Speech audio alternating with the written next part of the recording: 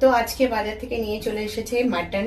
তো এখন মাটনটাকে পরিষ্কার করে নিয়েছি আমি ভালো করে, নিয়ে এবার মাটন রান্না হবে। আর এদিকে দেখো আমি পেঁয়াজ কেটে নিয়েছি, আদা রসুন ছাড়িয়ে নিয়েছি, এটা পেস্ট হবে।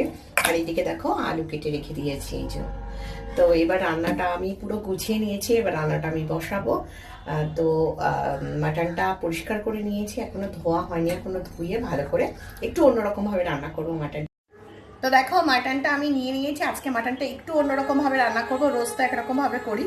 তো প্রথমে টমেটো আর কাঁচা লঙ্কা দিয়ে দিলাম, পেঁয়াজটাও দিয়ে দেবো, আমি সব কিছু দিয়ে দেবো এর ভেতরে।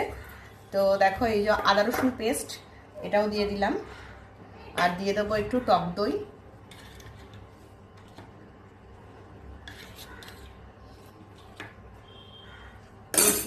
বেশি দেওয়ার দরকার নেই, অল্পই দিয়ে দিলাম। লঙ্কা একটু ঝাল হলেই ভালো লাগে।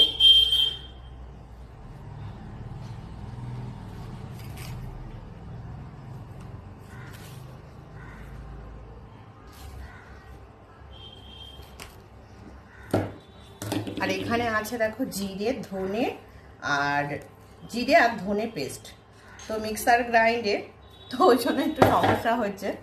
তো এবার এটারে খুব ভালো করে আমি মাখবো মাংসটাকে।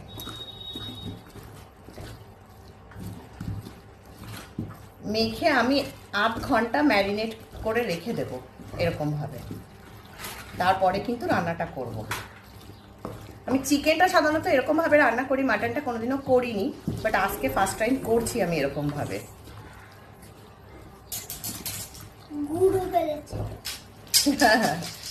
হ্যাঁ পড়ে গেছে বাবা ওখানে। ঠিক আছে, এর মধ্যে একটু তেল দিতে হবে, তেলটা আমার কাছে নেই তাই দিচ্ছি না, তেলটাও এর ভেতরে দিয়ে ম্যারিনেটটা করবো। চলো তাহলে আধ ঘন্টা পরে কথা বলছি। এই দেখো দেখো মাটনটা কিন্তু আমি এবার বসিয়েই দিচ্ছি, তেলটা দেওয়া হয়ে গেছে। আর একটু আমার মনে হলো লঙ্কার গুঁড়ো কম পড়েছে, তো একটু ওপর থেকে আমি ছড়িয়ে দিয়েছি। দিয়ে এবার কিন্তু আমি চাপা দিয়ে দেবো, আর এদিকে তোমার ইন্ডাকশানটাও কিন্তু ধরিয়ে দেবো। ব্যাস, তো রান্নাটা শুরু হলো। এই যে মাংসটা কিন্তু কষানো হয়ে গেছে, দেখো চারিদিক থেকে তেল ছেড়ে দিয়েছে, মানে মাংসটা কিন্তু একদম কষানো কমপ্লিট। এবার আমি দেখো মাটনটা কিন্তু রান্না পুরো কমপ্লিট, এই দেখো।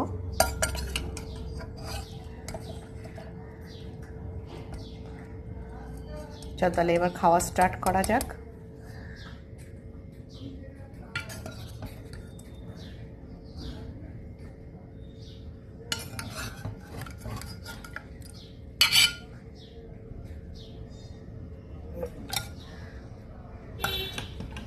খুব একটা কিন্তু ঝোল করিনি, একটু কমই ঝোল করেছি।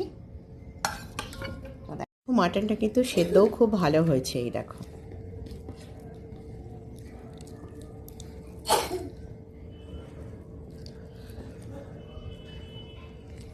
খুব গরম, আমি ধরতে পারছি না, এই দেখো। তো মাংসটা কিন্তু সেদ্ধও খুব ভালো হয়েছে, আর খেতে কেমন হয়েছে সেটাও একটু দেখে নিই।